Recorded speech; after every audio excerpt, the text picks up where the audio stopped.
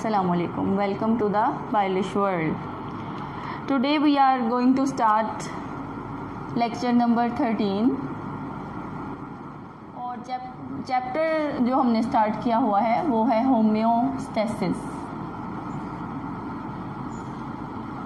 जी, आज का जो हमारा टॉपिक है एक्सक्रीशन इन ह्यूमन से related, that topic is concentration of excretory products।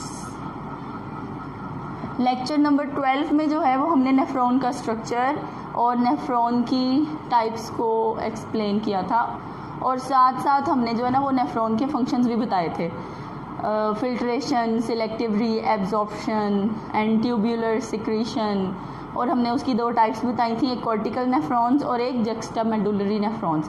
Cortical nephrons जो डाइल्यूट यूरिन प्रोड्यूस करें और जक्स्टामेडुलरी नेफ्रॉन्स जो कंसेंट्रेटेड यूरिन प्रोड्यूस करें। सो आज जो हम बात करने जा रहे हैं वो जक्स्टामेडुलरी नेफ्रॉन्स की बात कर रहे हैं, बिकॉज हमने लिखा है concentration of excretory products. Excretory products क्या होगा? यूरिन, तो उसको क्या करना है? कंसेंट्रेट करना है। तो कंसेंट्रेशन के लिए हमारे पास जो नेफ्रॉन्स यूज़ होते हैं वो हैं जक्स्टामेडुलरी नेफ्रॉन्स, जो कि कॉर्टेक्स और मेडुला के जंक्शन पे पाए जाते हैं, जिनका लूप ऑफ हेनले लंबा है और वो डीप टू द मेडुला पाया जाता है। सो हमारे पास जक्स्टामेडुलरी नेफ्रॉन्स की डायग्राम आज हम दोबारा बनाएंगे और उसको जो है ना वो एक्सप्लेन करेंगे दोबारा से, और उसी से फिर हम जो है ना ये कंसेंट्रेशन ऑफ एक्सक्रीटरी प्रोडक्ट्स को समझाएंगे। सो हमारे पास जो है, स्टार्ट करते हैं बात रेस्ट्रिक्टेड सप्लाई ऑफ वाटर की। रेस्ट्रिक्टेड सप्लाई ऑफ वाटर, जब पानी की डेफिशिएंसी हो, then the principal function of nephron is to conserve water। तो सबसे ज़्यादा मेन ज़रूरत किस चीज़ की है? कि पानी को कंजर्व रखा जाए, उसे बॉडी से बाहर ना जाने दिया जाए। तो उसके लिए हमें दो प्रोसेस यूज़ करने पड़ते हैं, जिसमें से पहला प्रोसेस है वाटर को कंजर्व करने के लिए काउंटर करंट मैकेनिज़्म। ये अभी इंशाल्लाह ताला हम एक्सप्लेन करते हैं। और दूसरा मैकेनिज़्म है जी हार्मोनल मैकेनिज़्म, जिसमें हम हार्मोन्स का यूज़ करके पानी को कंजर्व करते हैं। ये दो मैकेनिज़्म किसके लिए हैं? पानी को महफूज करने के लिए, ताकि पानी जो है वो बॉडी से बाहर ना जा सके, पानी जो है वो किडनी से बाहर ना जा सके, आपकी बॉडी में रहे, आप उसे स्वेटिंग के पर्पज़ के लिए यूज़ कर सको। So now we are going to draw the diagram of juxtamedullary nephrons again. जी, स्टार्ट की थी हमने बात आर्टरीज से, जो ऑक्सीजनेटेड ब्लड लेके आती हैं।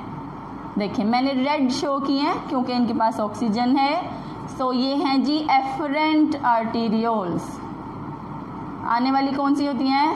Afferent arterioles. Then they divided into fine capillaries, network of capillaries, और फिर जब ये यहाँ से बाहर आती हैं तो क्या बन जाती हैं? इफरेंट आर्टीरियोल्स, जाने वाली, जो यहाँ से बाहर जा रही हैं। And this network of capillaries is called glomerulus, and this glomerulus is covered by Bowman's capsule that is a cup shaped structure। so साथ साथ हम लेबल कर लेते हैं, नेटवर्क ऑफ कैपिलरीज क्या है? ग्लोमेरुलस, और ये क्या है जी? Bowman's capsule. Bowman's कैप्सूल के बाद जो है वो एक बलदार ट्यूब है, जिसे हम प्रॉक्सिमल कॉन्वोल्यूटेड ट्यूब्यूल कहते हैं। Proximal convoluted tubule. उसके बाद है जी हमारे पास descending limb of loop of Henle, नीचे आने वाला लिम्ब लूप ऑफ हेनले का। फिर है जी ascending limb of loop of Henle. Ascending limb जो है वो थोड़ा सा बारीक होता है, फिर ऊपर आके थोड़ा थिक हो जाता है। फिर उसके बाद है एक बलदार ट्यूब जिसे हम कहते हैं distal convoluted tubule, and then it ends at collecting duct. ये कहाँ आके ख़त्म होती है जी? कलेक्टिंग डक्ट पर। अब हम इसे लेबल कर लेते हैं। प्रॉक्सिमल कॉन्वोल्यूटेड ट्यूब्यूल के बाद क्या है? Loop of Henle, loop of Henle. उसके बाद है जी नीचे जाने वाला descending limb of loop of Henle, और फिर ये क्या है जी? असेंडिंग लिम्ब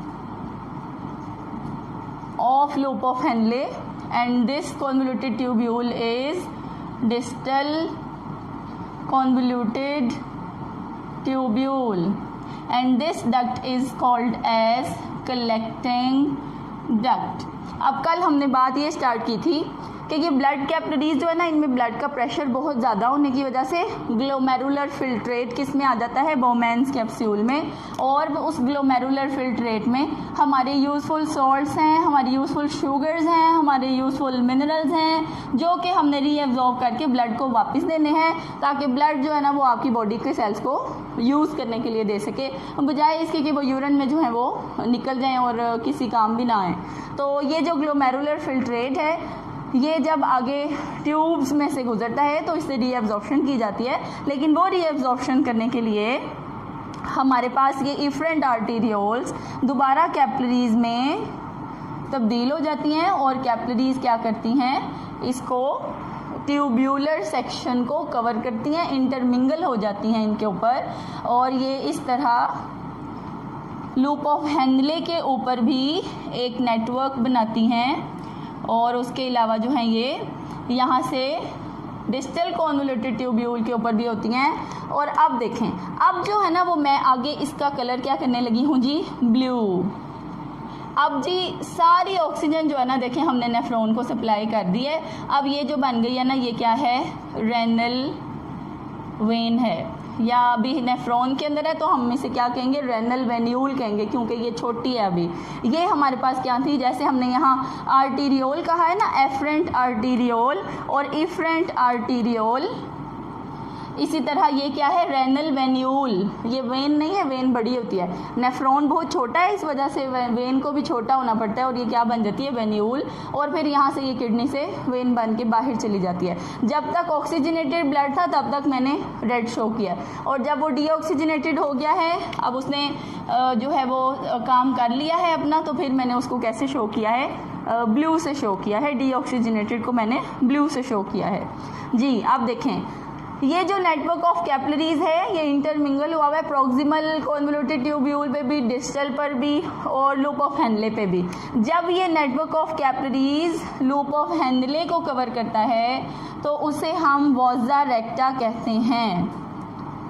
क्या कहते हैं? वॉजा रेक्टा। ये वॉजा रेक्टा कॉर्टिकल नेफ्रॉन्स के पास नहीं होता, ये सिर्फ जक्स्टा मेडुलरी नेफ्रॉन्स के पास ही होता है। ये था जी नेफ्रॉन का स्ट्रक्चर। अब हम मेन टॉपिक की तरफ आने लगे हैं कि हम एक्सक्रीटरी प्रोडक्ट्स की कंसेंट्रेशन कैसे करते हैं। दो तरीक़ों से करते हैं, एक काउंटर करंट मैकेनिज्म के थ्रू और एक हार्मोनल मैकेनिज्म के थ्रू, हार्मोन्स की मदद से करते हैं। सो आप देखें, जब ग्लोमेरुलर फिल्ट्रेट बोमेन्स कैप्सूल में आता है तो उस फिल्ट्रेट के पास बहुत सारे वाटर हैं, सॉल्ट्स हैं, मिनरल्स हैं, शुगर्स हैं और नाइट्रोजीनस वेस्ट है। Nitrogenous waste must be remove from the body, और उसके लिए कुछ पानी भी रिक्वायर्ड होगा, लेकिन जितना कंसेंट्रेटेड हम उस एक्सक्रीटरी प्रोडक्ट को कर सकते हैं हमने करना है, because we have restricted supply of water, हमारे पास पानी की कमी है। तो देखें, जब ये ग्रीन कलर से जो है वो मैंने शो किया है ग्लोमेरुलर फिल्ट्रेट, ये जब बोमेन्स कैप्सूल से गुजरेगा तो यहाँ पर जब ये प्रॉक्सिमल कॉन्वोल्यूटेड ट्यूब्यूल से गुजरेगा, बोमेन्स कैप्सूल से तो आगे आ गया, प्रॉक्सिमल कॉन्वोल्यूटेड ट्यूब्यूल से गुजरेगा तो यहाँ क्या होगा जी? Reabsorption of some salts and some sugars. फिर उसके बाद जो है ना ये कहाँ जाएगा? Filtrate descending limb of loop of Henle में। अभी फ़िलहाल यहाँ पे कुछ नहीं हो रहा। फिर ये किधर जाएगा? Ascending limb of loop of Henle में। जब ये ascending limb of loop of Henle में जाएगा तो इस ग्लोमेरुलर फिल्ट्रेट में से सोडियम आइंस को क्या किया जाएगा, बाहर निकाला जाएगा। देखें ये सोडियम आइंस कहाँ आ गए हैं, बाहर। ये सोडियम आइंस खुद बाहर नहीं आते क्योंकि हमें इनकी रिक्वायरमेंट नहीं है। इन सोडियम आइंस को एनर्जी लगा के बाहर लाया जाता है। नेफ्रॉन की ट्यूब्यूल से बाहर आ जाते हैं ये सोडियम आइंस। ट्यूब से बाहर कहाँ आ जाते हैं, इंटरस्टिशियम में आ जाते हैं। इंटरस्टिशियम क्या है, जो सेल के बाहर स्पेस होती है ना, उसे इंटरस्टिशियम कहते हैं। और सेल के बाहर उस स्पेस में जो फ्लूइड होता है उसे इंटरस्टिशियल फ्लूइड कहते हैं। तो नेफ्रॉन जो है वो किडनी में सेल ही तो है, और सेल की ट्यूब्यूल से हम बाहर जब ले आए हैं सोडियम आइंस को, तो वो बाहर वाली जगह क्या कहलाएगी, इंटरस्टिशियम। और जो फ्लूइड होगा वो क्या कहलाएगा, इंटरस्टिशियल फ्लूइड। उस फ्लूइड को हम क्या कहेंगे, इंटरस्टिशियल फ्लूइड, जिसमें अब सोडियम आइंस की क्वांटिटी ज़्यादा हो गई है। देखें मैंने अभी descending limb of loop of Henle में कुछ भी शो नहीं किया। मैंने कहा कि पहले जो है वो ये ग्लोमेरुलर फिल्ट्रेट कहाँ जाएगा, असेंडिंग लिम्ब में। असेंडिंग लिम्ब में सोडियम आइंस की क्या की जाएगी, एक्टिव ट्रांसपोर्ट। एक्टिव ट्रांसपोर्ट के लिए क्या लगानी पड़ती है, एनर्जी लगानी पड़ती है। और इन्हीं सोडियम आइंस को एक्टिवली ट्रांसपोर्ट करवाने के लिए एक हार्मोन का भी यूज़ किया जाता है, और उस हार्मोन को हम क्या कहते हैं। ले जी मैं पहला हार्मोन डिस्कस करने लगी हूँ, दैट इज़ एल्डोस्टेरोन। ये एल्डोस्टेरोन रिस्पॉन्सिबल है सोडियम पंप करने के लिए। पंप का वर्ड एनर्जी। देखिए कोई चीज़ आपने पंप करनी है, then you have to apply energy to pump that thing. तो यहाँ पर ये सोडियम आइंस को पंप करके इंटरस्टिशियल फ्लूइड में भेजा गया है। तो ये सोडियम आइंस आए हैं, एल्डोस्टेरोन है जी हार्मोन का नाम। ये एल्डोस्टेरोन कहाँ से प्रोड्यूस होता है, ये एड्रीनल कॉर्टेक्स से पैदा होता है। एड्रीनल ग्लैंड है जो किडनी के ऊपर पाया जाता है, और उस एड्रीनल ग्लैंड के दो हिस्से होते हैं। ये देखें ऐसे किडनी के ऊपर ना एक ग्लैंड पाया जाता है, एड्रीनल ग्लैंड, और उस एड्रीनल ग्लैंड के दो हिस्से होते हैं, बाहर वाला एड्रीनल कॉर्टेक्स और अंदर वाला एड्रीनल मेडुला। सो ये वाला हार्मोन कहाँ से प्रोड्यूस होता है, एड्रीनल कॉर्टेक्स से, बाहर वाली साइड से। सो एल्डोस्टेरोन ने एक्टिव पंपिंग किसकी करवाई, सोडियम आइंस की। क्यों करवाई, क्योंकि जहाँ पर सॉल्ट्स होंगे वाटर उसी को फॉलो करेगा। अब देखें जैसे ही सोडियम आइंस इंटरस्टिशियल फ्लूइड में आएंगे, तो ये जो अब ग्लोमेरुलर फिल्ट्रेट यहाँ से आ रहा है, उसमें से सारा वाटर जो है, हम उसे ब्लैक डॉट से वाटर को शो कर लेते हैं। ये देखें सारे वाटर के मॉलिक्यूल्स जो हैं वो क्या करते हैं, सोडियम आइंस को फॉलो करते हुए कहाँ आ जाते हैं, इंटरस्टिशियल फ्लूइड में आ जाते हैं। सेल की ट्यूब्यूल से बाहर आ गए हैं। अब देखें बाहर हमने इन्हें क्या करना है, सेल के बाहर आ गए हैं, हमने तो ब्लड को वापस देना है। ब्लड को चाहिए ये सारी चीज़ें, ये नेफ्रॉन्स ने थोड़ी सारी यूज़ कर लेनी है, वो तो सारी बॉडी को जो है वो हमने वाटर प्रोवाइड करना है। सो इट्स इंटरस्टिशियल फ्लूइड से फिर क्या होगा, मटेरियल मूव करेगा कैपिलरीज के अंदर। मटेरियल कहाँ चला जाएगा, कैपिलरीज के अंदर चला जाएगा, क्योंकि कैपिलरीज जब ग्लोमेरुलस में आई थी तो उनमें प्रेशर बहुत ज़्यादा था, उनमें इतना सामान था। इन ग्लोमेरुलर कैपिलरीज में salt, sugars, water, nitrogenous waste बहुत ज़्यादा थे, लेकिन वो सारे जो हैं वो आगे कहाँ निकल गए, बोमेन्स कैप्सूल में निकल गए, और ब्लड यहाँ से क्या हो गया, कम प्रेशर वाला हो गया, सारी चीज़ें तो बाहर आ गई।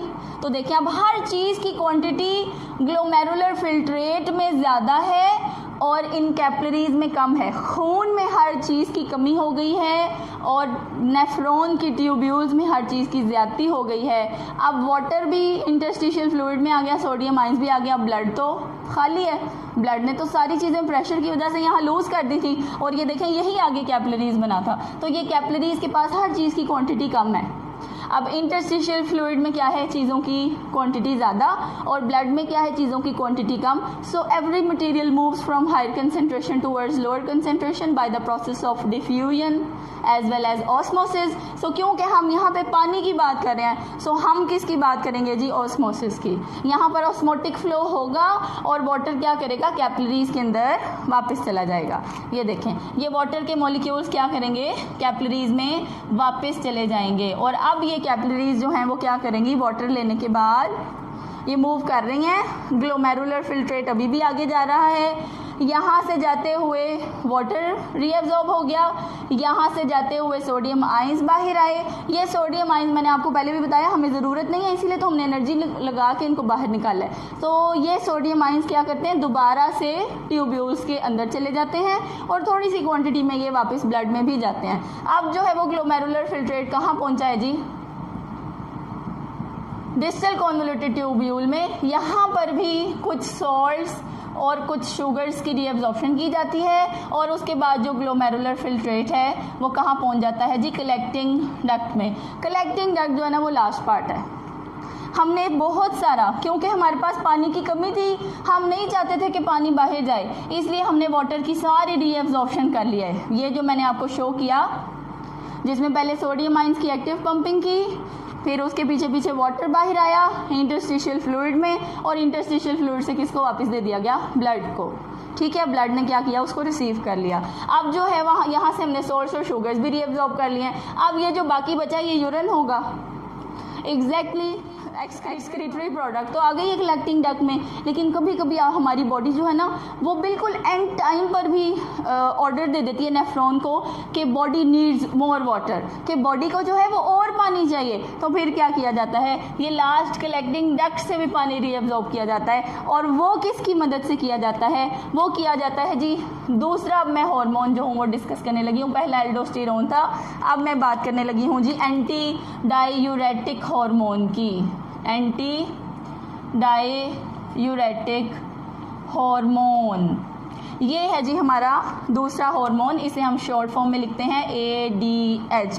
तो ये हार्मोन क्या करेगा, कलेक्टिंग डक्ट से भी वाटर को रीअब्जॉर्ब करके वापस ले आएगा।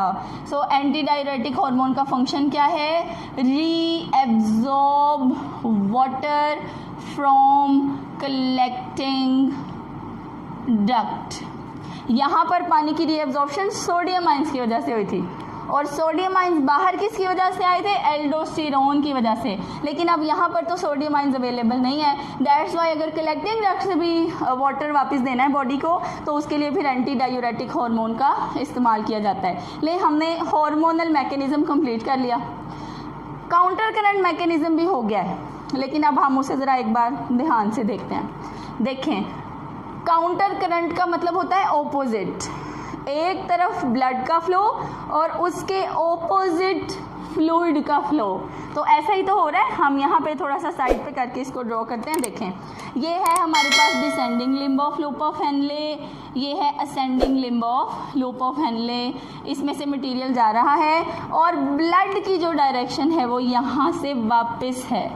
देखें, ब्लड जो है वो ऑपोजिट डायरेक्शन में फ्लो कर रहा है, लें, और ग्लोमेरुलर फिल्ट्रेट जो है वो उसके ऑपोजिट डायरेक्शन में मूव कर रहा है। ये ब्लैक एरो और ये रेड एरो, दो ऑपोजिट मूवमेंट्स है ना। देखो, ये होना तो ज़रूरी है। मैंने कहा कि जब ascending limb of loop of Henley से सोडियम आयंस पहले बाहर आएंगे, जब सोडियम आयंस बाहर आएंगे तो फिर descending limb of loop of Henley से क्या बाहर आएंगे, वाटर मॉलिक्यूल्स। तो फिर ये क्या हुआ, काउंटर करंट मैकेनिज्म हुआ। ब्लड जो है वो ऑपोजिट डायरेक्शन में आएगा, वो पहले क्या करेगा, एल्डोस्टेरोन प्रोवाइड करेगा, फिर उसके बाद जो है वो यहाँ से सोडियम आयंस की क्वांटिटी लेके इधर को जाएगा, फिर यहाँ से जाके वो वाटर को अपने अंदर रीअब्जॉर्ब करेगा और फिर ये किसकी तरफ मूव कर जाएगा, वाटर और शुगर्स मिनरल्स लेके बॉडी की तरफ चला जाएगा। सो काउंटर करंट मैकेनिज्म का क्या मतलब है कि जब आपके पास ब्लड और बॉडी के फ्लूइड्स की डायरेक्शन एक दूसरे के ऑपोजिट हो, ये एक बड़ा एफिशिएंट मैकेनिज्म है। जब दो चीज़ें एक दूसरे के ऑपोजिट मूव कर रही होती हैं ना तो काम बड़ा एफिशिएंट होता है। यही मैकेनिज्म जो है ना वो रेस्पिरेशन इन बर्ड्स में फर्स्ट ईयर में रेस्पिरेशन के चैप्टर में डिस्कस हुआ है, जिसमें बर्ड्स जो है वो काउंटर करंट मैकेनिज्म करके बहुत ज़्यादा ऑक्सीजन अपनी बॉडी में इस्तेमाल कर सकते हैं, क्योंकि वो बहुत एक्टिव ऑर्गेनिजम्स हैं। तो देखें, ये है हमारे पास रेस्ट्रिक्टेड सप्लाई ऑफ वाटर थी, हमने जक्स्टा मेडुलरी नेफ्रॉन्स यूज़ किए, ascending limb of loop of Henley से सोडियम आयंस एक्टिव ट्रांसपोर्ट करके बाहर आए, और वो एक्टिव ट्रांसपोर्ट किसने करवाई? एल्डोस्टेरोन ने। फिर उसके बाद जो है वो descending limb of loop of Henley से पानी बाद में वापस आया है। तो ये देखें, ये ऑपोजिट हो रहा है। और फिर ब्लड की डायरेक्शन भी क्या है? पीछे की तरफ है, बैकवर्ड है। ये देखें, एक तरफ को ग्लोमेरुलर फिल्ट्रेट और वापसी की तरफ को क्या है? ब्लड है। सो ब्लड क्या करेगा? अपना मटेरियल लेगा और बॉडी की तरफ चला जाएगा। अब ब्लड ने जो है वो अपनी सारी चीज़ें ले ली। देखें, सॉल्ट्स और शुगर्स हमने यहाँ सॉल्ट्स और शुगर्स रीएब्जॉर्ब किए, यहाँ वाटर रीएब्जॉर्ब किया, यहाँ पे फिर सॉल्ट्स और शुगर्स रीएब्जॉर्ब किए, और अगर फिर फर्दर ज़रूरत पड़ी तो हमने कलेक्टिंग डक्ट से भी पानी रीएब्जॉर्ब किया है। क्या यूज़ करके? एंटी डायूरेटिक हार्मोन यूज़ करके। ये दो मैकेनिज़म्स यूज़ किए हैं हमने, एक काउंटर करंट मैकेनिज़्म और एक हार्मोनल मैकेनिज़्म, और ये दोनों करने से हमने एक्चुअली में क्या किया है? एक्सक्रीटरी प्रोडक्ट्स को कंसंट्रेटेड किया है।